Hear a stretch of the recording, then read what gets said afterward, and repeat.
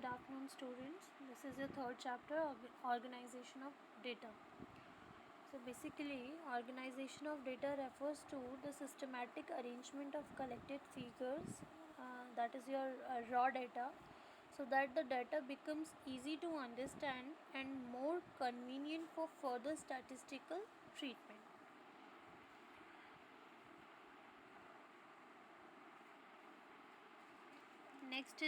Next head is your classification. So classification is the process of arranging data into sequence and group according to their common characteristics, of separating them into different but related parts. So the characteristics of classifications are like they are homogeneous, they are very suitable.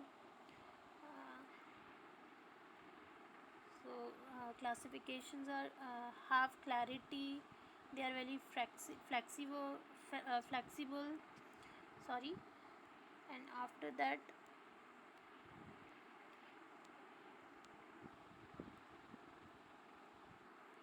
your next head is so classification of data are on the basis of qualitative nature and quantitative nature. ठीक है. So there are some classification like chronological classification, which means they can be the data which can be classified according to time is chronological classification, and the data which are classified on the terms of years, that is your time series. Example has been given here. The next classification is spatial classification. It is that data which are classified with reference to geographical locations such as countries, states, cities, district. You can see here in this table, like this data is divided according to the country, so this is spatial classification. And next is your variables. Variables means a variable is a characteristics which is capable of being measured and capable of change in its value from time to time. And we have discussed their classification like chronological, geographical, qualitative, quantitative, conditional classification. Now conditional classification is first let's discuss qualitative and quantitative classification. Qualitative and quantitative classification is that data which are classified with reference to descriptive characteristics like sex, caste, religion, literacy. That is your qualitative. Those are qualities. And the other one is quantitative classification. That data are classified on the basis of some measurable characteristics such as height, age, weight, income, marks of student, which includes quantity.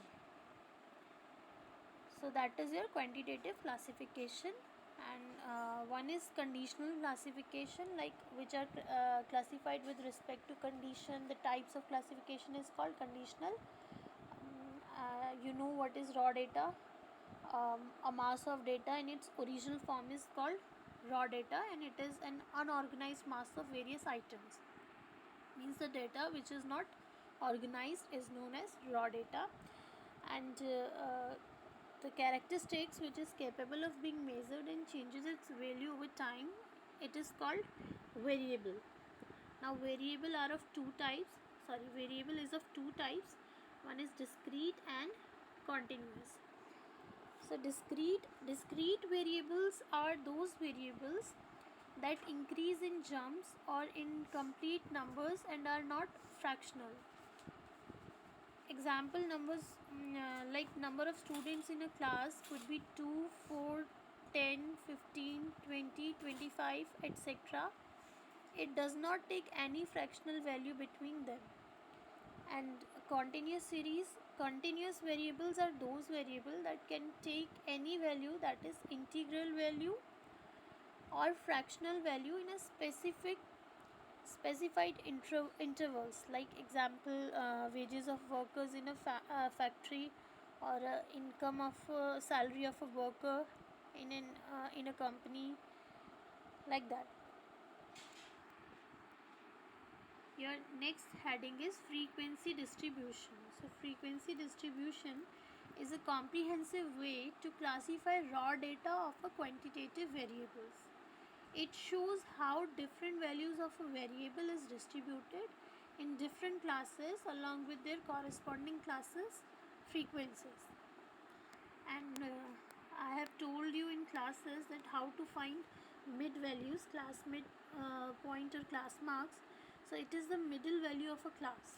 It lies halfway between the lower class limit and the upper class limit of a class and can be ascertained in the following manner like this. It is equals to, class midpoint is equals to upper class limit plus lower class limit divided by 2. And class frequency means, it means the number of values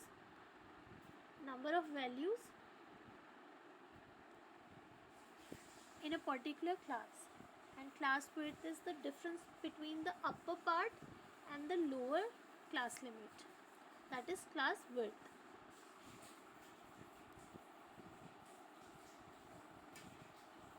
Now the last topic of this chapter is, now we have to discuss series also. So there are different type of series: individual, frequency, discrete.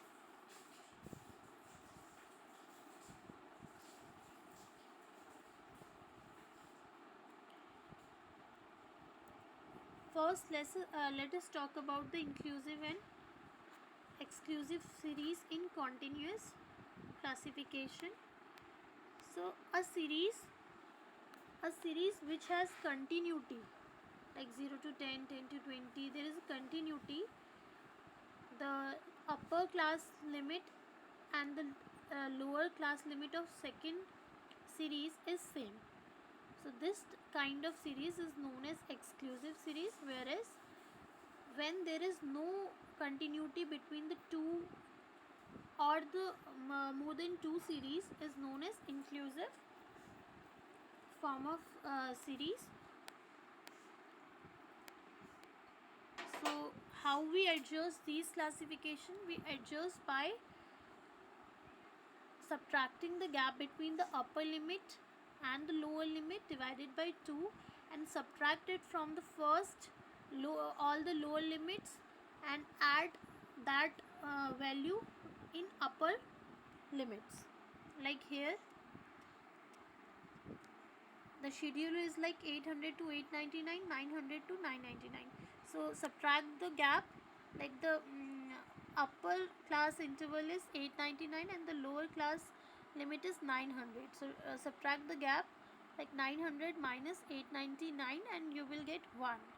So this value 1 divided by 2, 1 upon 2 will be 0.5. Now less minus subtract 0.5 from these lower limits of class intervals, like 800 minus 0.5 will be 799.5. Similarly 900 minus 0.5 will be 899.5 and 99.5, and so on, and add 0.5 to the upper limits, like 899.0.5, this will be 899.5, 999.5, 1099.5, and so on. And in this way we convert inclusive series into exclusive series. So here is the distribution table, and our final topic is frequency array. So basically frequency array for a discrete variables, the classification of its data is known as frequency array. Example has been given here. And your last topic is bivariate frequency distribution. So bivariate frequency distribution is when data is classified on the basis of single variables, the distribution is known as univariate frequency distribution. But when the data is classified on the basis of two variables, the distribution is known as bivariate frequency distribution. So it is basically two-way frequency. For example, you can take height as well as weight. In this example, there is the frequency distribution of sales and advertisement. So this is also the example of bivariate frequency distribution. So that's all about this chapter. Thank you.